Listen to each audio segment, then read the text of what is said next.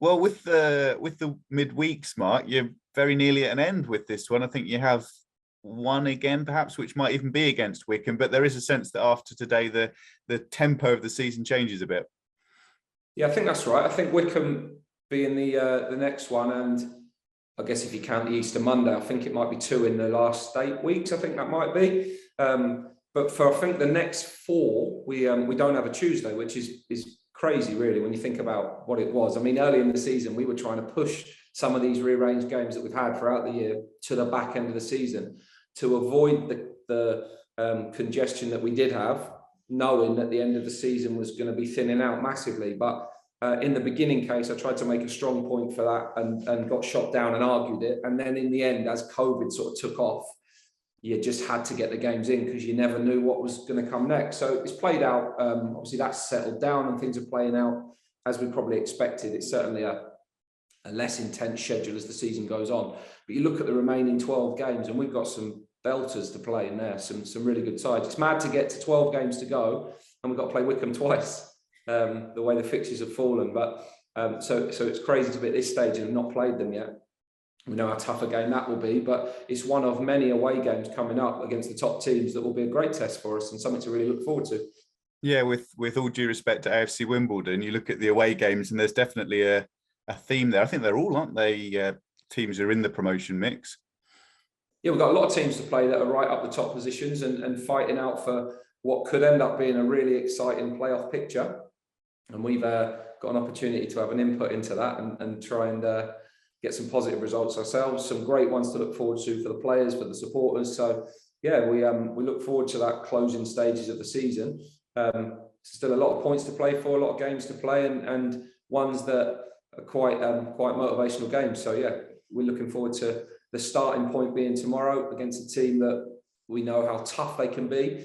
Haven't played them for a while, but our sort of history against each other goes back, having played against each other a number of times in previous seasons and seen the growth and development of their team and the progress they've made. It's been the championship last year, incredible achievements from Gareth and Richard Dobson, and obviously people that Gary knows really well, having worked with them previously. And Gareth, someone I'm actually speaking to as part of my pro license around developing culture over a long period of time. And you can see that he's done that at Wycombe. So yeah, look forward to seeing them tomorrow and seeing if we can continue our good form. They're a team that have had a difficult run of games and results themselves, but they'll be looking to get back to winning ways themselves. Yeah, is there some element of that being the natural order of things really for Wycombe, in that they've had an amazing run of form? They very nearly stayed up last season in the championship. So from about this time last year to a month or so ago, they'd had a really consistent run for almost a year. Absolutely, yeah. You can't choose your fixtures, your order of your fixtures when you have your moments of good and bad. And the one thing you can guarantee is that they've got a powerful team, a really experienced team, a team that make you defend and make the game very, very difficult for you. And as you say, over the past calendar year, they've had some, or the end of 2021 and into this year, they had some excellent results. That their finish to the season in the championship was incredible, and they took that momentum into the start of this season. And then they've had a little wobble of results, but I guess the longer that run goes on, the closer it is to ending. So we have to try and make sure that it isn't tomorrow. Yeah, and one of the brilliant things about League One is that you have Oxford at the weekend, Wycombe on Tuesday, both good sides, both in the promotion mix, but really different with the challenge and the brain space that you need to get into. Yeah, different styles, definitely. Different type of game that we have to prepare for today and get ready for. So that's good. I think this league challenges you more than the one below tactically and in terms of the variety that teams play. But yeah, there's a lot of good teams in the league. You know, every game you play against, you know that players are capable of hurting you. We've got players that can hurt the opposition. We know that. But we also know every team you play against have got plenty of threats. And Wycombe are no different to that. They've got a lot of power in the team, and players that we're going to have to play very well with to contain them and defend against some direct play and set play, strong team, things like that. So we're going to have to deal with those situations well and make sure that, as always, our threat in the game is well used. Let's talk about the injuries. Is Harvey Nibbs in the should hopefully return soon bracket, or is that looking a bit longer if you've got a clearer timescale on that? Yeah, no, very, very soon, hopefully. He's running today, so we'll see how that goes and see what we can get from him this week. But if everything goes well, we won't be too far away at all. It's been a good week for Jack Lancaster, getting involved in matches and key moments in matches as well, obviously getting his goal. Is he good to go again from the start tomorrow night, or is he one that you have to be a bit careful of just because he hasn't played so much football? Well, I haven't seen him yet or spoken to him since Saturday, but it's the first time he's gone back-to-back games for us. And I don't know the last time he'd have done it full stop. But this is the stage of the season he's in. He needs to put games together. He needs to continually work on that physical side of the game to keep inputting the game. I think he's working incredibly hard in the two games. I mean, Saturday's game was a classic wide player for us against these sort of teams. He had to play right back, right wing back and right wing on Saturday, which is always a challenging task. So the way in which Wycombe played and got their fullbacks up made it a real tough shift for him physically, but I think he's given himself really well in the last two games and really pleased with that. And now we have to see how he is today in terms of tomorrow. But we haven't got huge numbers to choose from, so it makes it. We'll try and freshen one or two up if we can, and get some legs and freshness in the team. But we'll have to see this morning who those ones are. That position out on the right rather nicely tells the story of the season as a whole, and I guess gives us a bit of an indication as to the character you want from your squad, in that you've had Sam Smith, Harvey Nibbs, and now Jack, all have played in that position, all have done really well, and it's exactly what you need, isn't it? Yeah, and obviously at the beginning of the season it was Shiloh's shirt, and so you've got four players there that have really rotated around that position. All of them actually capable of playing off the left-hand side as well, but when that's been quite interchangeable, that side, Brophy's given us so much balance and quality on that side. He's ended up being a regular on that side of the pitch, and it's the right-hand side that's changed, partly through availability of players, but anyone who's played there has really gone. And I thought Shiloh was having a fantastic season when he took his injury at Cheltenham, and has been out for a long period of time. Sam then developed into playing there and playing really effectively there. Sam then moves to a striker position. Harvey Nibbs has a run of games and has done excellent. And in the last few weeks, Jack started to show himself and what he can offer there. So it's a brilliant position to be in. You certainly want a number of options in wide areas. And I think we've got some players capable of playing there that have given us a real threat, but also are working at the level that we need to. And sometimes in the case of all four of those that are naturally attackers and more wingers than wide midfield players, or more forwards than wide midfield players, it takes time for them to develop the understanding of what's required without the ball. And they're working incredibly hard. So I'm really pleased with the progress of all of those players. Yeah, it makes it a hard position to play, doesn't it? When, yeah, you talk about all of those players instinctively, I guess they know what they want to do with the attacking side of the play, but it's the defensive side that you have to get on the training ground and having that understanding of the team unit and the team philosophy. Yeah, look, without a doubt, we can't survive and develop as a team if we don't have an incredible work ethic, and you won't survive as a player if you don't. So it's really simple that you have to commit physically to the games first of all, and then everything else comes as a consequence of that. So I think we've shown that time and time again. I think our players have shown that time and time again, and it takes time for people to pick that way up and to work in that way and get fit enough to do it. So we're pleased with that progress so far, and that mentality across the team is really clear, I think. And just a quick word on Ben Warman. I think his joint longest spell without a start so far this season. What have you been saying to him? Is it just a case of the way the games have fallen? What's the story there? Yeah, a little bit. I think, and the availability of others. I mean, Wes has played very well in a couple of the games recently. Adam's been having a really good season. Liam's come back into the team and is more natural to play in a pair in midfield. It's a new position that Ben's had to work. So, yeah, same story, really. Work hard, take your moment when you get it. And he certainly, when he reflects back at this season at the end of it, he'll have played more football, I think, than he might have thought he would at the start of the season. And it have developed quite a bit and had a strong year. So those chances will come again in the coming weeks, I'm sure. And he just needs to be ready for them when they do. Cool. That's great for me. Mark, you got, I know that you like to take one match at a time and there are 12 matches left, but I'm sure you've had at least a glance at the table and you guys are on 44 points. You're 13 points clear of the bottom four. So I was just curious if you've ever allowed yourself to think, you know what, we need these many points, or if we can just, stay these many amount of points clear of the bottom four. If you've just allowed yourself to think, you know what, we're in pretty good shape here as we get into these last dozen games?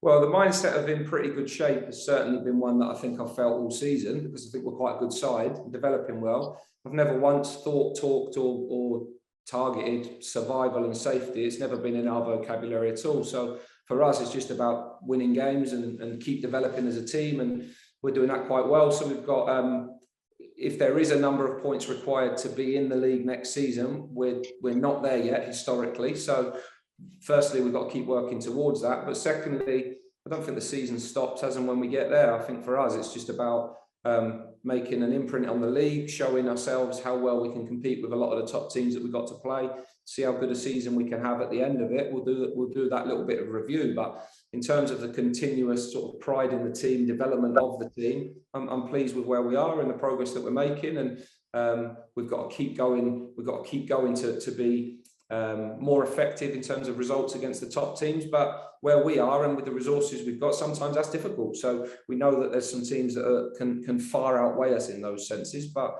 we're giving them games and we're well in the games against them. So that's an encouraging sign.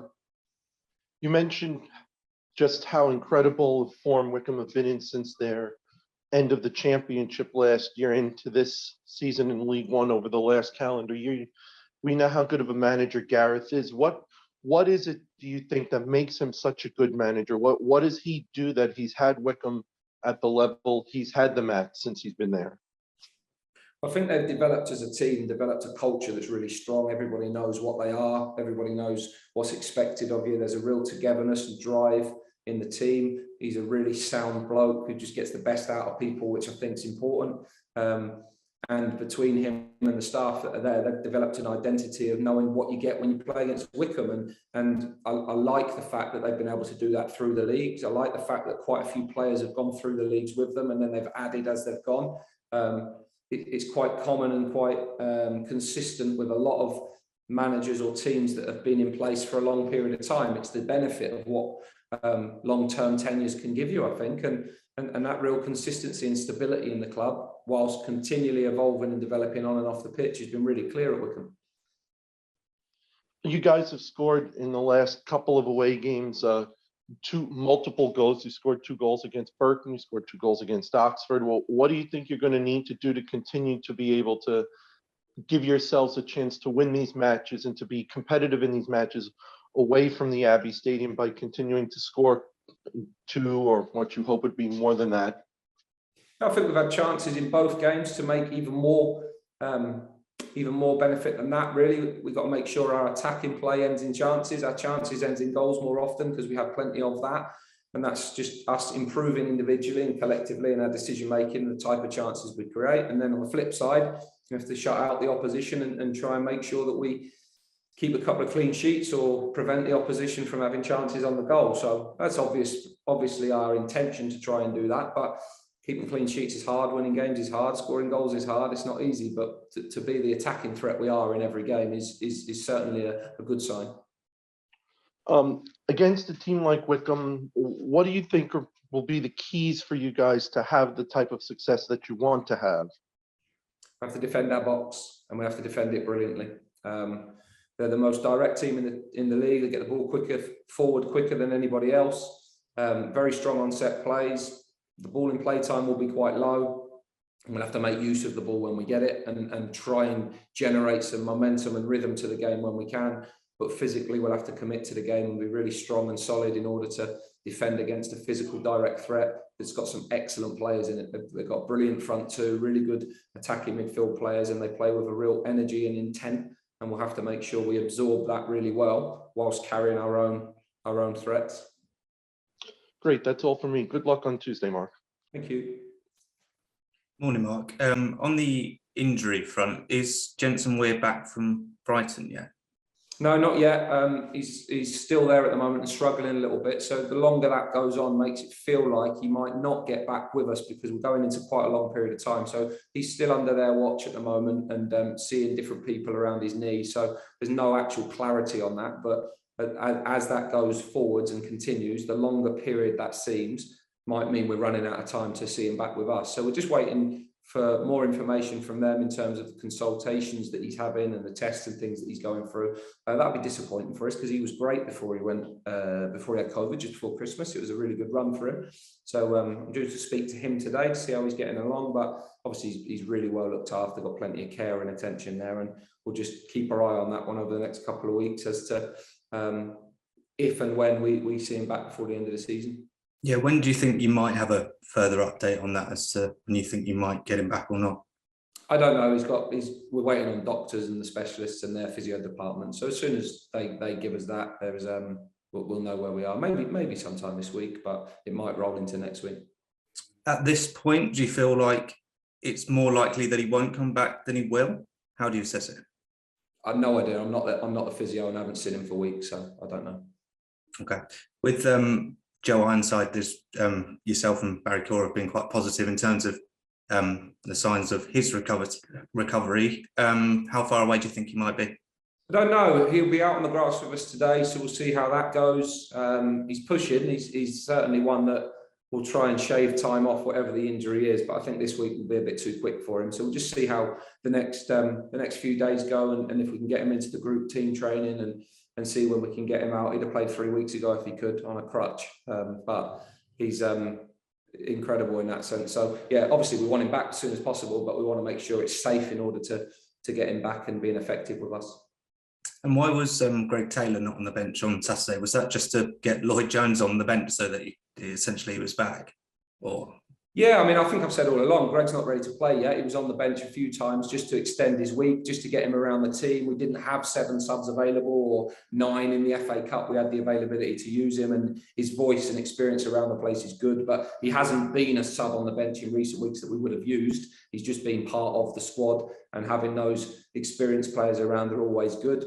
So yeah, there's nothing in that other than the fact that if we've got a full bench of players that can play, we'll put them on there. And if not, we'll either not use 7 or we'll get people in and around it that can just help us on the day. He's a good influence when he's around, whether he's on the bench or not, to be honest. So that was quite useful for him and for us in the few weeks that he's been there. He's still training, but he needs more game time in additional games before we feel that he's ready to go back in the team.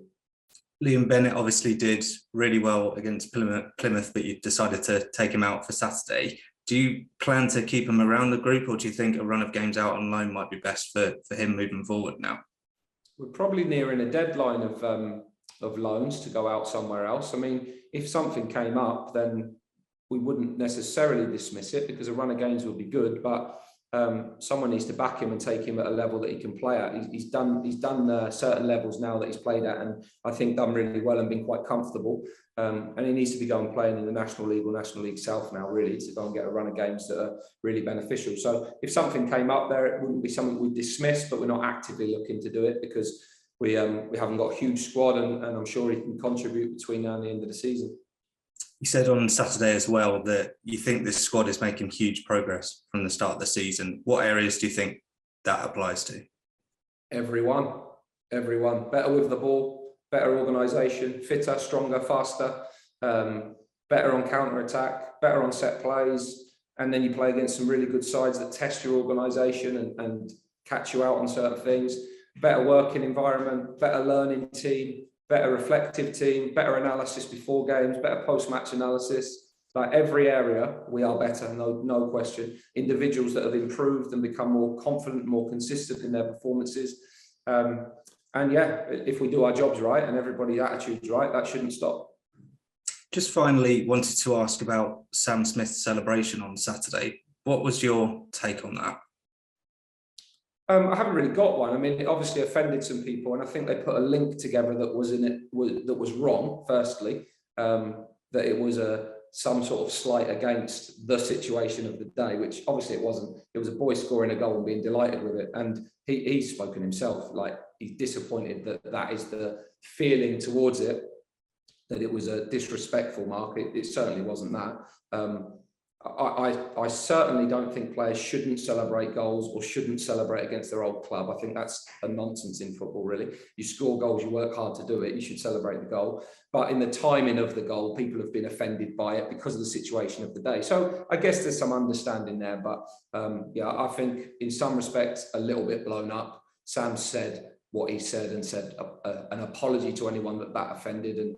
And as far as I'm concerned, that's sort of it. The only thing I'd flag about it is I would say that Saturday was very much a day focused on the mental health of players, people in general, and rightly so, because of the scenario that we found ourselves in. I thought Oxford were great Saturday. I thought we were great in the way we conducted ourselves and the way our supporters and team were in supporting their cause for the day. But we are obviously a club that drive that ourselves.